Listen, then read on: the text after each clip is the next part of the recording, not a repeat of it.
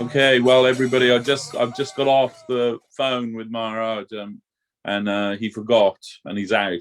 He's doing some shopping because he's traveling tomorrow, so he forgot all about it.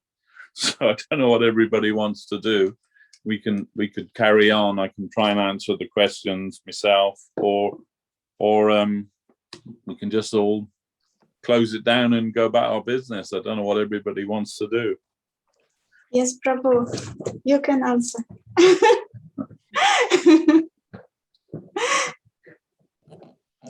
What's everybody else think?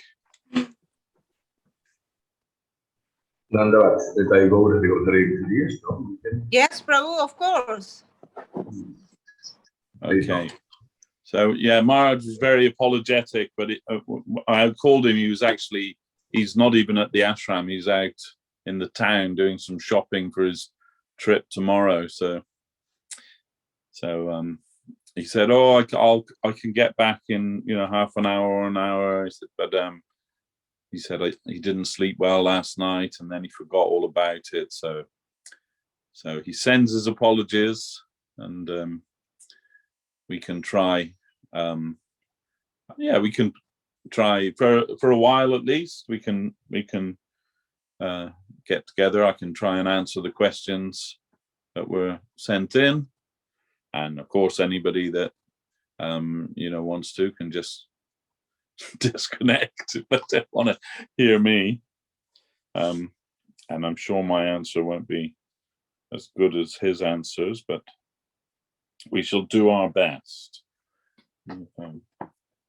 Okay, so we got two questions. First one is from Tungarasa, and I'll just read that out. I've got it here. Find it. No. Where's that one? Oops.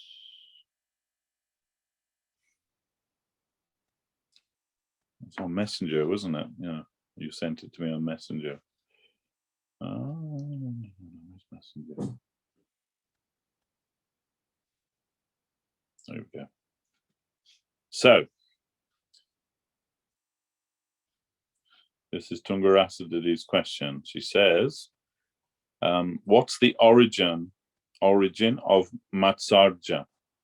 It's most often mentioned along with the other 5 enemies of devotion, beginning with lust. I heard from one devotee that lust is the origin of the other 5, but envy, however, is a special of all of them. And if others can be utilized by a devotee or transformed, envy hasn't got any place. So how does one become, first of all, diseased by envy, and why? And what is the remedy to cure that? So we had a very similar question a few weeks ago by another devotee, well, almost the same question actually, So, and yeah, I mean it's actually, that's the material disease. Matsarja means envy. So, Srila Gurudev, Srila Govinda Maharaj, he said, one of the first things that Srila Guru Maharaj taught him, one of his first lessons, was that you should serve the Vaishnavas without envy. And that's called Nirmatsaranam, to be without envy. So envy is just a product of the material ego. When we think that we are this mind, this body, this, all of these things that we misidentify with. So really that's the root of our envy, is the misidentification with our misconceived self.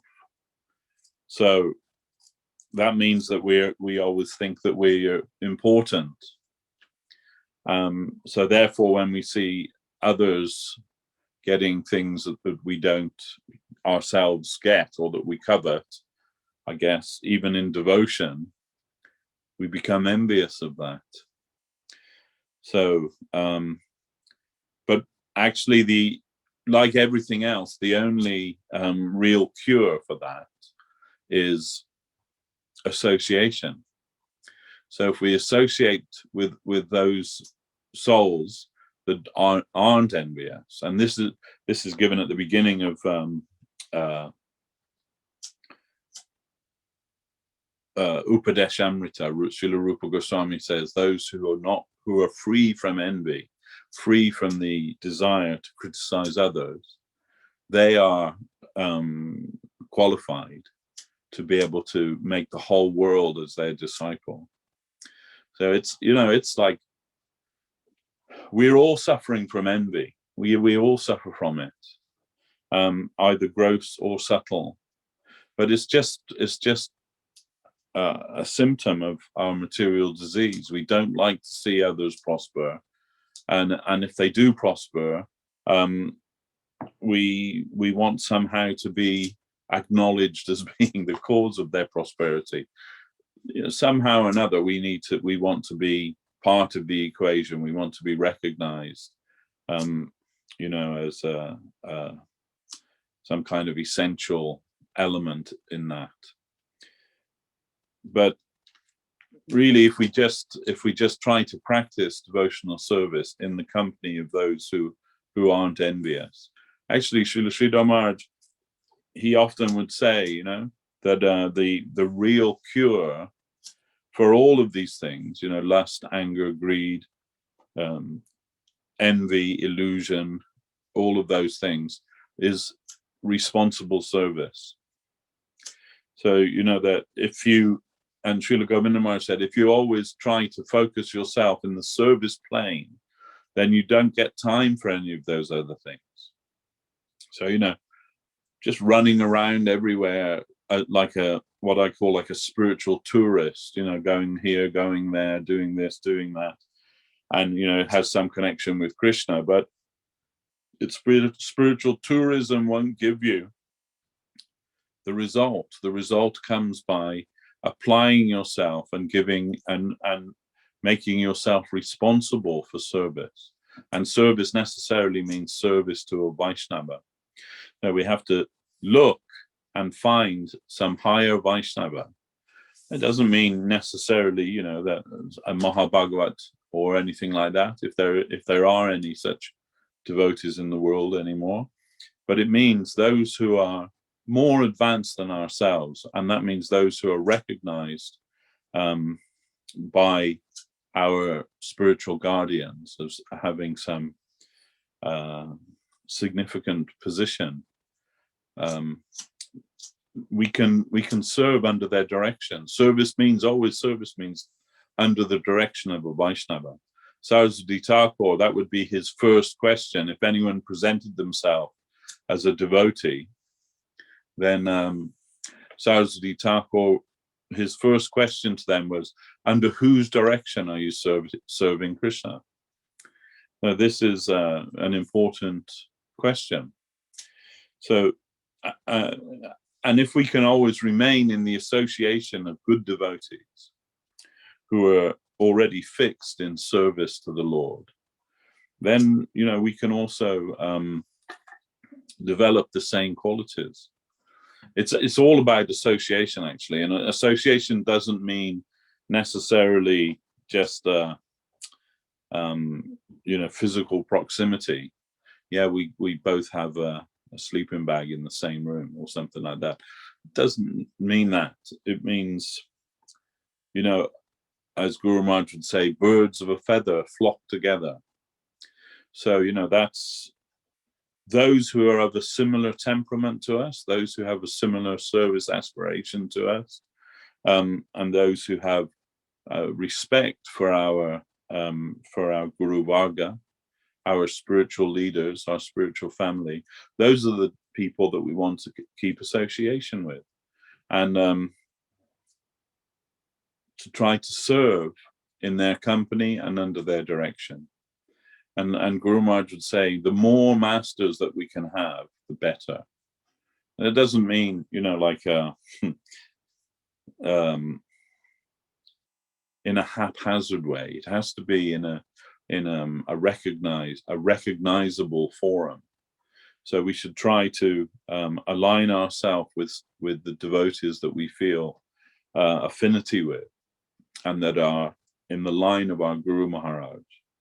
And we shall try to serve with them under their direction, and keeping a humble position. Although we may find it difficult to keep a humble attitude, at least we can adopt a humble position. Ultimately, to progress in spiritual life, we have to be submissive to the higher devotees and to the higher truth that is being transmitted by our gurus and our well-wishers. So, and especially, it's not actually, I used to think it was just a Western thing, but it's actually everywhere. East, West, North and South. Everybody has this idea that they're important. They're obsessed with their own self-importance. And humility doesn't mean like thinking less of yourself. It just means thinking about yourself less, if you're going to understand the difference there. So, it's not just about being, obsequious or self-loathing or something like that. That's not actually real humility. Real humility means submission to the higher, submission to the higher devotees, and submission to the higher truths. And Guru Maharaj says, progress means always acceptance and elimination. Acceptance of something higher, elimination of something lower. And it means, in a respectful way, leaving the lower conception and trying to embrace the higher conception. It doesn't mean thereby that we abuse the lower conception. Like if when we went to primary school and we learned ABC and 1 + 1 = 2 and 2 + 2 = 4, that was necessary for us at that point. But if you move on to university, it doesn't mean you go back and abuse your primary school teacher for teaching you the basics. No, actually, without that knowledge, you can't. There's no way you would be able to go to university in the first place. So, every stage is necessary, but necessarily every stage means, a new acceptance of a higher ideal and rejection of the lower ideal. For example, when we first come, we're encouraged to dovetail our talents and dovetail our proclivity in Krishna's service.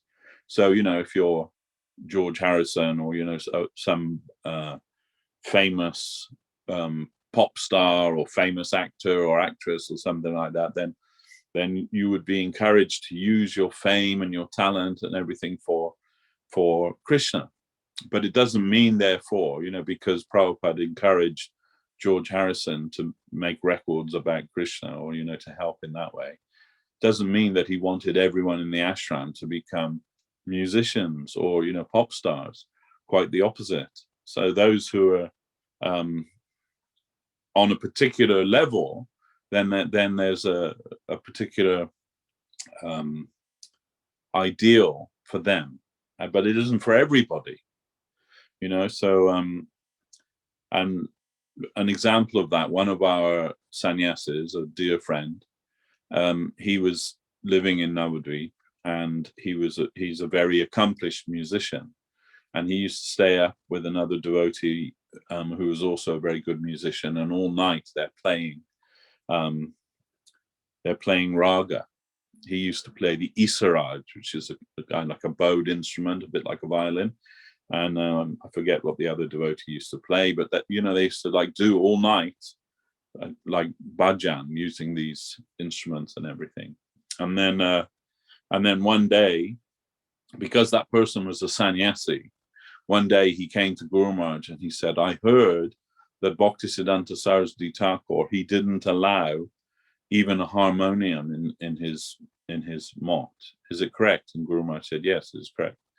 Then he told, so I'm going to like give up playing the instrument that I play, and I'll pack it away, and I'll try to, be more exclusively devoted to the Lord. And Guru Maharaj said, oh, it's okay. You're doing privately. You're not making a show of it. It's, and you're doing Krishna bhajan in this way. It's all right. It's okay. Then, but that devotee, he felt some inner necessity to leave that. And when he told Guru Maharaj, today I like packed my Isaraj away and I put it away, and I'm not going to bring it down again. I'm not going to touch it again. Then Guru Maharaj said, now when you preach, the potency of your preaching will be 300% more effective than before. People will listen to you more now than before. So, different prescriptions for different devotees on different levels of their spiritual journey, so to say. But it's necessary for us to have a guide always in these things. Otherwise, we just make it up as we go along, don't we? Or base it on something that may not be an instruction for us, may have been an instruction for others. One time when Guru Maharaj was, one devotee had come and he was writing a book about, trying to bridge the gap between Christianity and Vaishnavism. And so he's asking Guru Maharaj many questions about Jesus and Christianity and, all of these things. And Guru Maharaj giving very nice answers, beautiful answers. But maybe after 3 or 4 days of, constantly every morning asking these questions, then Guru Maharaj said to him, Prabhu, I have to tell you that your questions are like straw to me. And he was a little bit put back, and then Guru Maharaj realized, he's a little upset now. And then so Guru Maharaj began to laugh, and he said, of course, straw is also food for some, but not for everyone. So, then not everyone and not everything is, of the same value or on the same level. So we have to try to find out what is helpful to us in our particular stage. And, another time Guru Maharaj said, I'm not an inquiry booth, that you just come and with any old question, so for some inquiry. One of our leaders, who was also a sannyasi at that time, he asked Guru Maharaj, can you tell me explain to us about the 10 subject matters of Srimad Bhagavatam? And Guru Maharaj's reply to him was, first you have to learn what is an appropriate question for your spiritual master. I do not consider that is an appropriate question from you. So, although of course we want to know all of those things, but our question to our guide should always be, after deep reflection as to where we are on our own spiritual path, what will be helpful for our progress, not what will satisfy our curiosity or what will make us, be able to give like amazing classes and tell people things that they've never heard before, and everyone will go, wow, and okay. And of course, the 10 subject matters of Srimad Bhagavatam may be very relevant for certain people on a certain level of their spiritual journey. But Guru Maharaj could see that with this devotee, it wasn't appropriate for him. No doubt Guru Maharaj would be able to explain all those things, but how much would it actually help that person? So, a lot about Krishna consciousness begins with inner reflection, trying to understand where you are. And from that point, then you can make progress. This is not just like a theoretical thing. It's actually reality. So what is actually going to help you to go from where you are now to where you want to go, to the service world proper? Really, it is the most serious thing, the most serious question in our lives, and we shouldn't waste that by asking frivolous things or unimportant things. So and how that's kind of segued a little bit from the question about envy, but envy is it's within all of us in our misconceived idea of who we are.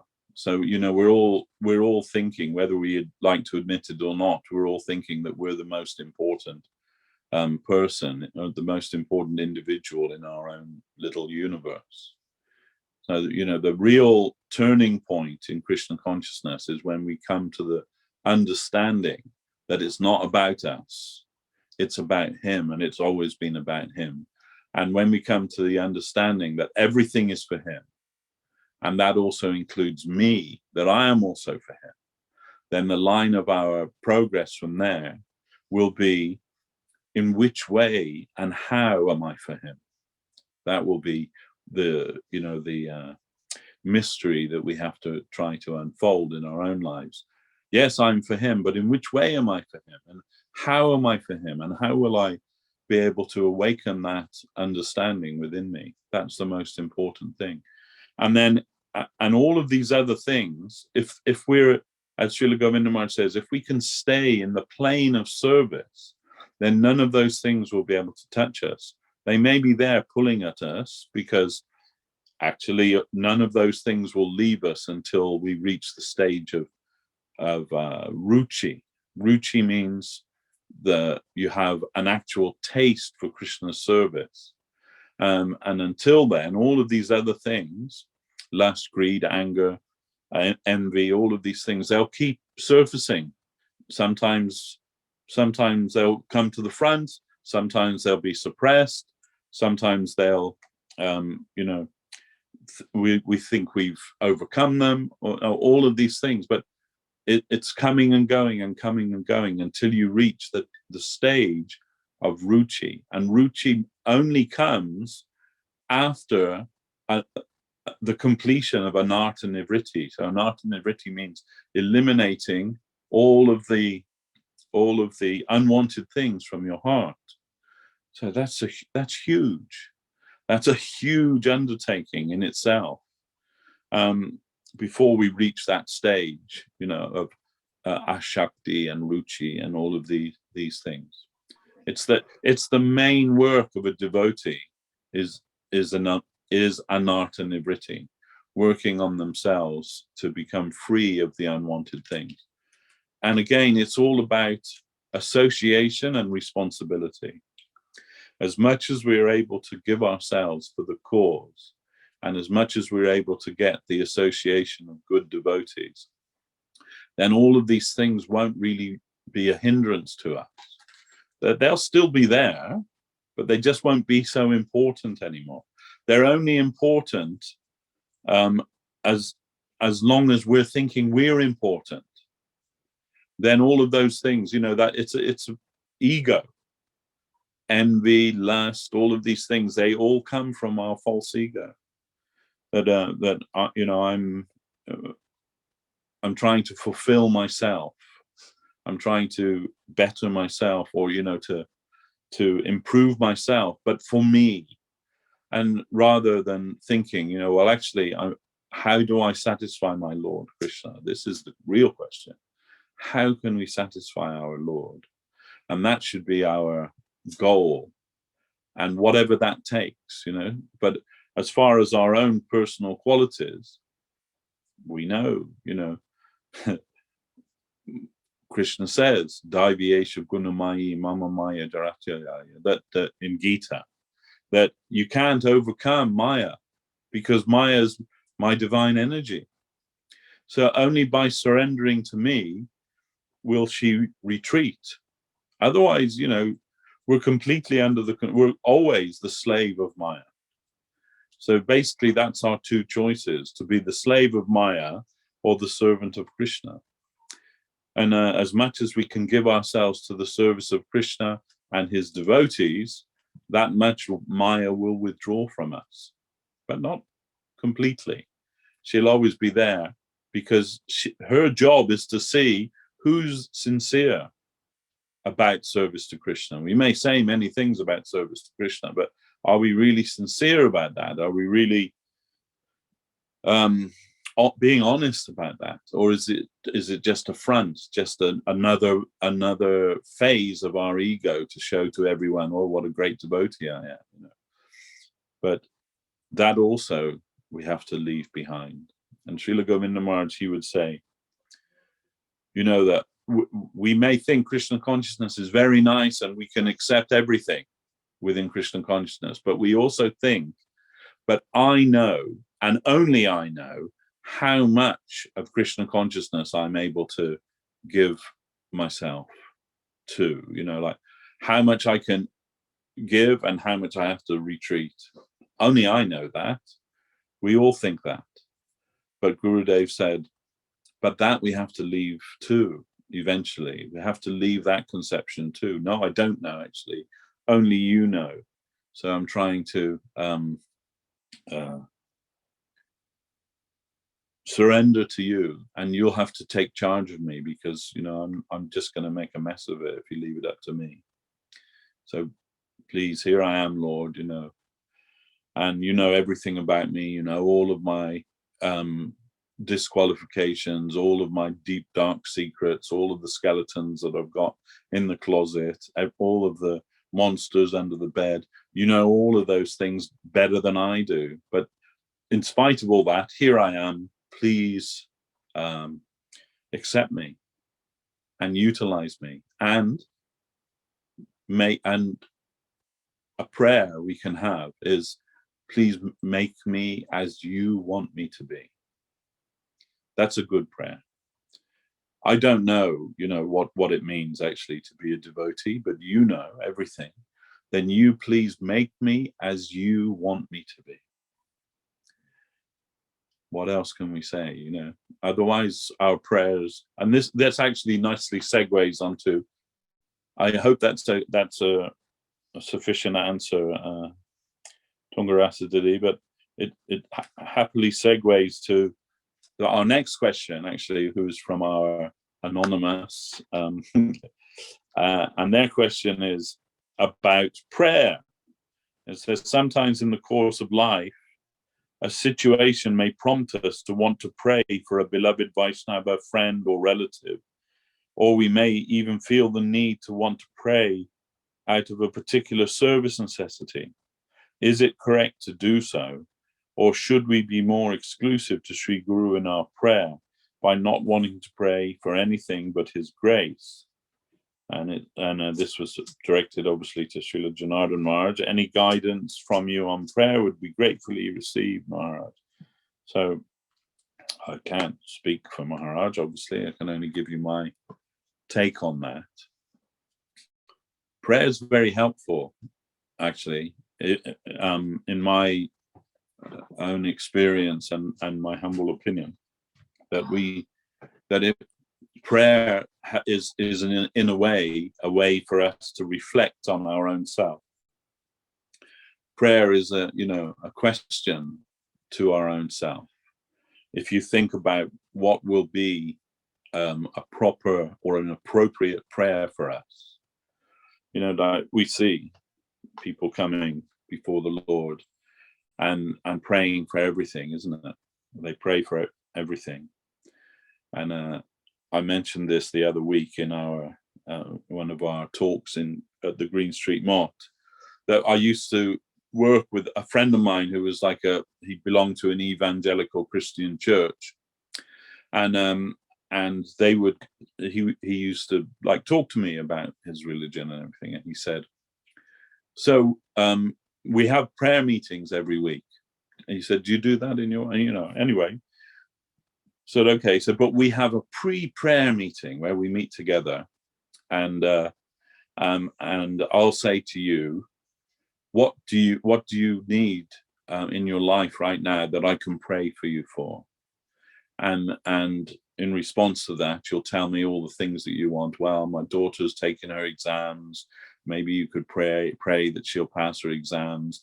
I do need a new car. My car's like past it now. And then I'll say, okay, I take that on board. And then he'll ask me, what do you want? And I say, well, perhaps you could ask the Lord, that I could win the lottery, or something, whatever it is that you want.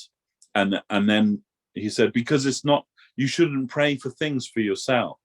So we just find out from each other what we want, and then when we go in to pray to our prayer meeting, I'll pray, oh, Devashish wants to win the lottery, can you please help him to win the lottery? And in return, Devashish says, oh, my friend's daughter's taking her exams, please help her, Lord, to pass her exams, etc., etc.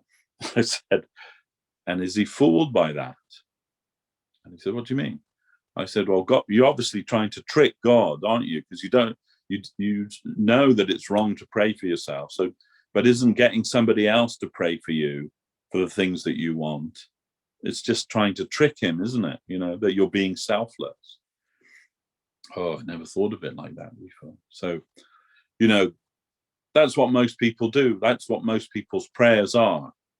Please, give me this, give me that, or help my friend who's ill, or this or that. There's nothing wrong with that. That's okay. In fact, it says in the scripture, it says, if you have no desires, or if you have all desires, you should only go to Krishna for that. So if your prayer is just about all the things that you could conceive of that you want, don't pray to anybody else.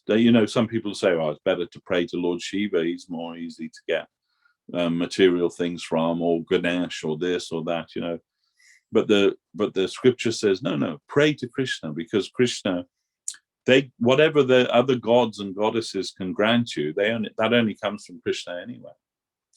So, and at the same time, if you have no desire for anything at all, pray to Krishna. But Guru Maharaj says that Krishna only hears the prayers of those who are Sharanagata, those who are surrendered to him. Why would he bother otherwise? Then he knows everything that you need already, and better than you do. In fact, we know, they say, be careful what you wish for, isn't it? So, we may think that this would be good for me, or that would be good for me. But often, if we're granted those things in our lives, they can ruin our lives. So we don't want those kind of prayers, actually, for things. And even if it's, even if you've got let's say a sick friend or something, and you're praying for their health and everything, it's not necessary. Whatever's happening in this world is happening in this world. And why are we so worried about the material side of life? That's going on anyway. We don't need to pray for Krishna to make us well so that we can enjoy the world more. No.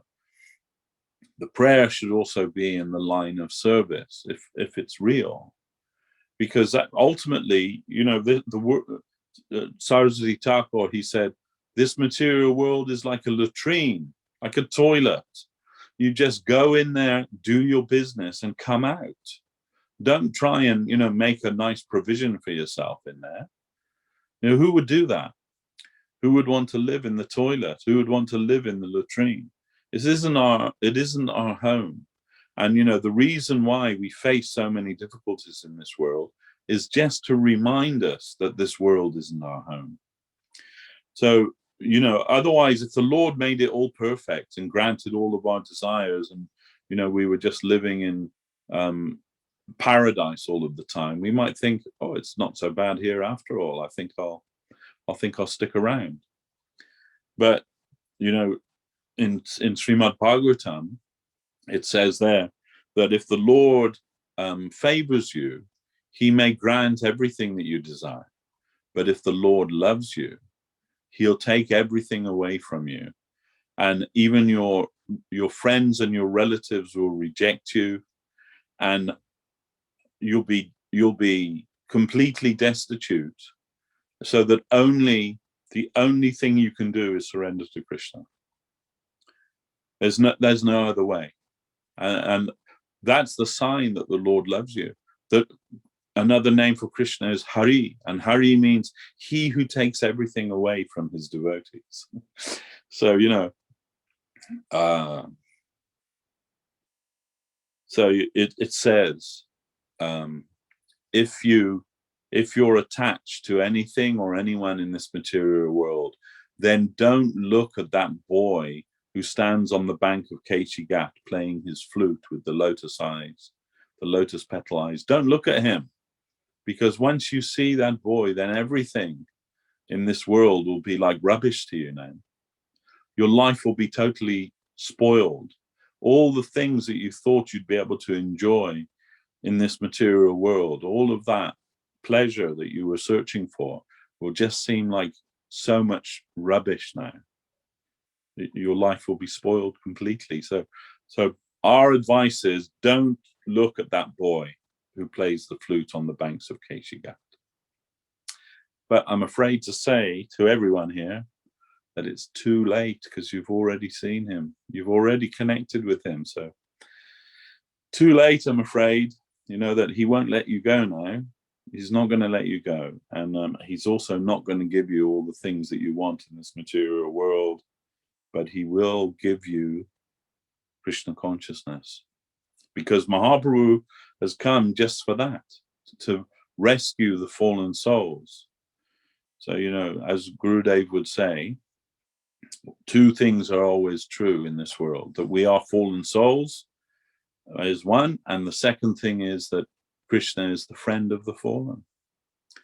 So then, we should be hopeful and happy for that. And whatever's coming to us materially is coming to us anyway. Saraswati Thakur said, there's nothing you can do to stop your karma coming to fruition. It's already coming, and there's nothing you can do to make it come either. So don't waste your time with that. Let that be as it's meant to be, and just try to utilize your time for awakening your Krishna consciousness. There's nothing else worth doing, actually. And we're reminded that Bhaktivinoda Thakur, when he was working man in the government, the British government of India at that time, and he was posted, by his request, he was posted to Krishnagar, which is within Navadvip Mandala.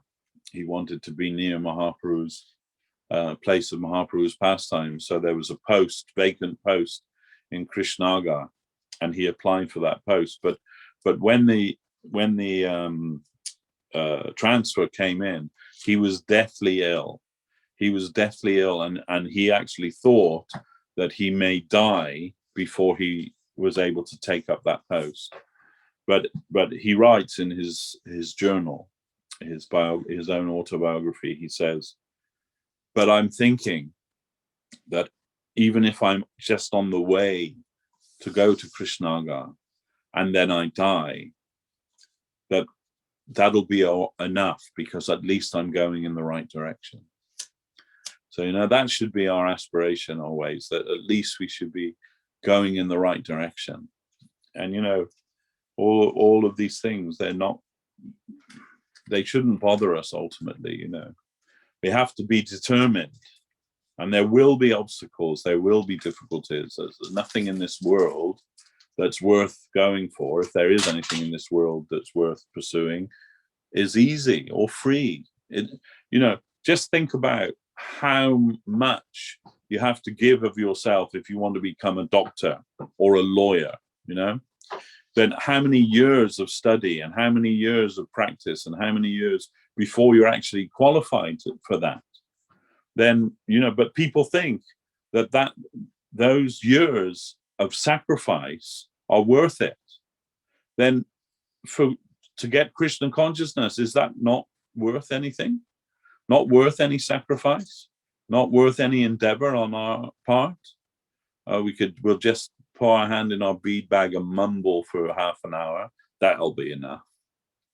No, we have to be serious about it. We have to realize that it's the most important thing, the most valuable thing.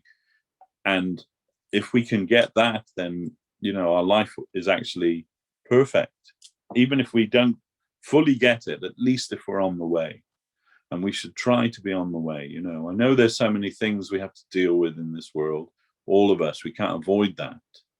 But we shouldn't make that as our goal in life. Our goal in life should be, how can I satisfy Krishna?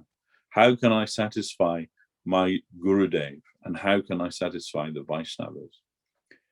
If we make that as our foremost objective in life, then everything else will go along as it's meant to go along. It's not our home. This place isn't our home. We want to be in our home, our real home, find our way back to our real home. So that should be, our prayer. But prayer is really good because it's a way of connecting with the Lord. It's a way that, we kind of give our time to the Lord. He will hear us, but really he's waiting for that prayer where we offer ourselves to him, where we try to, mold our life in such a way that we can contribute to his satisfaction. That's what it's all about. That's why we were created, after all. Srila Guru Maharaj, Srila Sridhar Maharaj, he said, you're designed and destined for that. So, once we realize that that's the case, then there's no alternative. That's what we have to pursue. There's nothing else worth pursuing in this world, really. Believe me, there isn't. And, sooner or later, we all come to that. Hopefully, we all come to that realization. The only problem is we're just entrenched here, addicted and entrenched in this material world. You can't just leave it immediately. Maybe some people can, but most of us, we're stuck here. We've got so many other things that we have to take care of before we can come. But that's okay. If we try and make Krishna and his satisfaction foremost, he'll help us.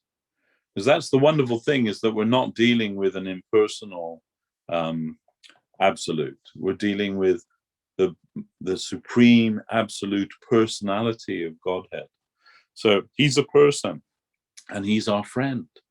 In the Gita, Krishna says, I am the absolute truth, the controller of everything, the enjoyer of everything, the beneficiary of everything.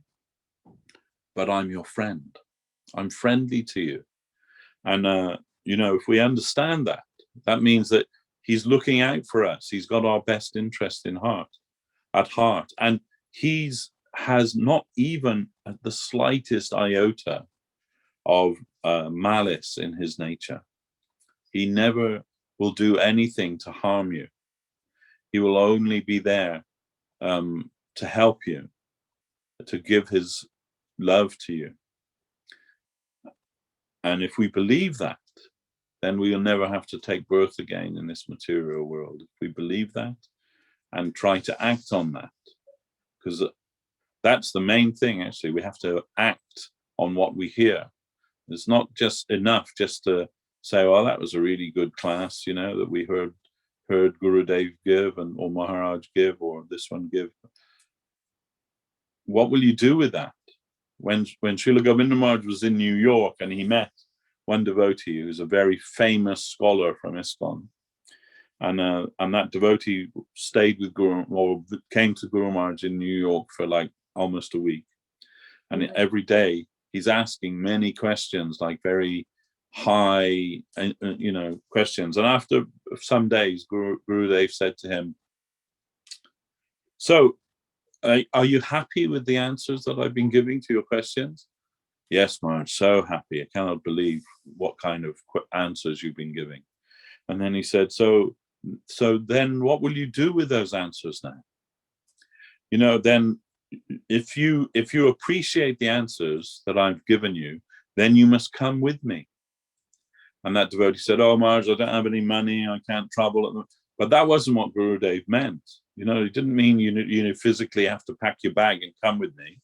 That would also not have been a bad idea, of course. But what he meant was, where I'm going, you also have to come consciously, go there too. And he said, otherwise, why have I spent all my time answering all your questions? You've just been wasting my time, and I've just been wasting your time. So the questions and answers that we have from our gurus, from our guides, they have to inform our life and maybe adjust the direction of our life. We have to let them become part of who we are, the inspiration, the guide for the direction of our life. And really, that's what a prayer should be. You know, like, in which way, which direction shall I go in my life, and how do I do that? And when that comes to us, even unbidden, when that inspiration comes to us, then we can understand the Lord is hearing us and answering our prayers. So, you know, prayer is a very good thing, a very powerful thing, but prayer should be in the right line, in the right way, for spiritual advancement, not for anything material. You can get that anywhere. Hard work will give you that. Hard work can give you all the things you want in the material world sometimes. But only surrender to Krishna will give us Krishna consciousness. And really, there's nothing else. So there we are. That's my answer. Does anyone have anything they want to say about that, or, you know, add to that? Something that's come up from what I said wasn't clear. Is anyone still here? Everyone's falling asleep. Silence, came the stern reply. Devashis, you mentioned about Anartha Nivriti, that we need to be responsible. What do you mean about responsibility? It means, you know, that you have to be you have to take some responsibility for the service of the Lord. And that might just mean, you know, like once a week I come to the temple and I sweep the floors. That's my responsibility. And it's nobody else's responsibility, it's my responsibility. Then the idea is that, you know, that if you take responsibility for the service of the Lord from some aspect of that service and you hold on to that, then when all of the, you know, the lust, anger, greed, all of these things, when they come to you in front of you, you can say with your hand on your heart, okay, really sorry, I can't deal with you right now because I have my service to the Lord that I promise. And if I don't do that, I'm going to be letting my Gurudev down. I'm going to be letting the Lord down. I'm going to be letting the devotees down. So Guru Maharaj would say responsible service is the key to success in spiritual life. So, you know, it means, yeah, we have so many responsibilities in the world, no doubt.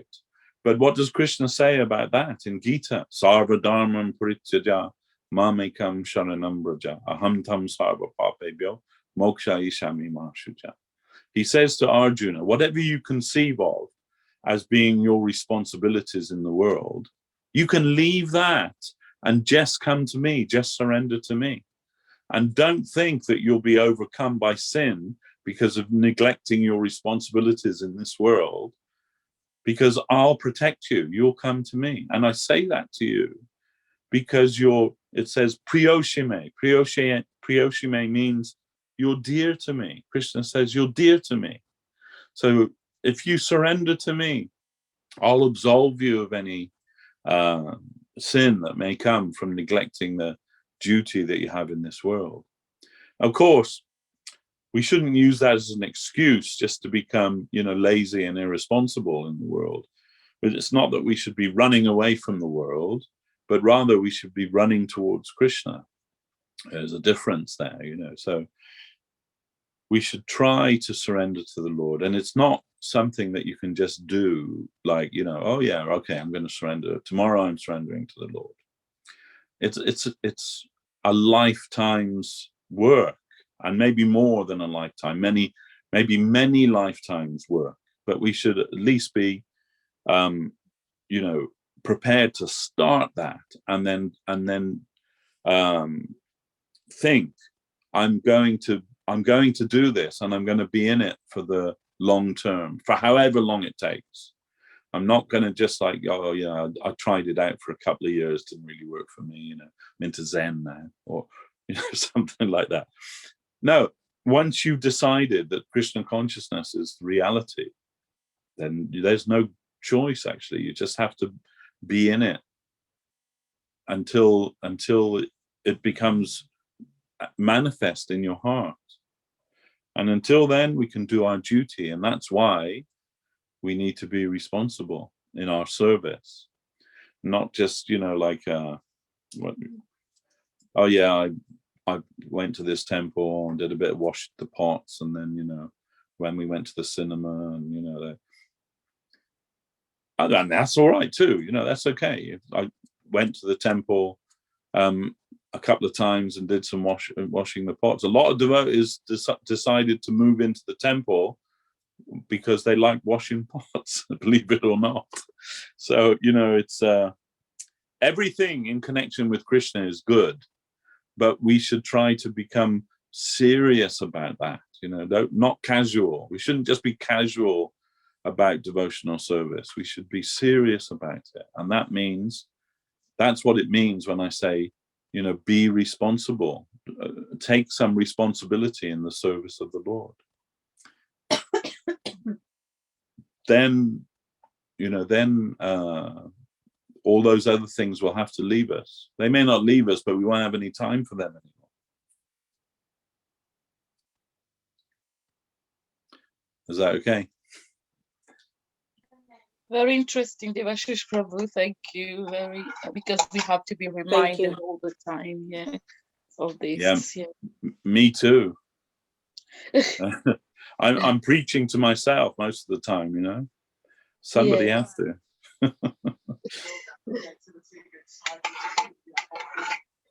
But we've had fortuitously, mercifully, we've come in connection with Krishna, with Mahaprabhu, with our gurus, and it's a great fortune. We shouldn't think that it's an ordinary thing. It's a very wonderful thing, extraordinarily wonderful thing.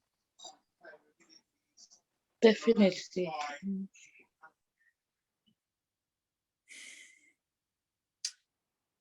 Okay. So is there anyone else has a question or wants to say something, or shall we finish it up for this evening?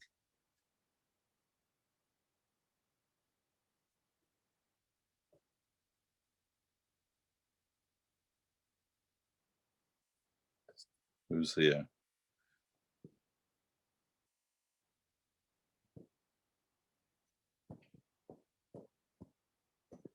Okay.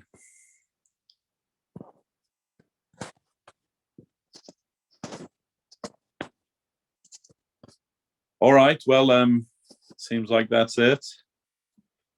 So I'm sorry that Maharaj couldn't join us, and it's always enlightening when we hear from Maharaj, and always great fun. Also, he's very funny and very real. I'm sure you all agree. Then, but couldn't make it tonight. That's our misfortune. But next week, hopefully, we'll be back on track for the Wednesday evening again. I think, did he say he was going to Tijuana? He's going to Tijuana tomorrow. Yeah. He said he can do it Thursday. But we was very fortunate to hear from you. Well, it's the second fiddle, isn't it? The what do they call that when the stand-in? when the star of the show's not able to perform, they have the understudy, don't they? Comes on and does it, and everybody says, could we get our money back, please? All right. Well, thanks all. Thank you so all much, of you. Devashis Prabhu. Dhanyavad. Thank you. Dhanyavad, dhanyavad. Dandava, thank you very much, Prabhu. Dhanyavad. Thank Very you. happy to have all of your association, and hopefully we'll meet again soon. Dhanyavad. Dhanyavad.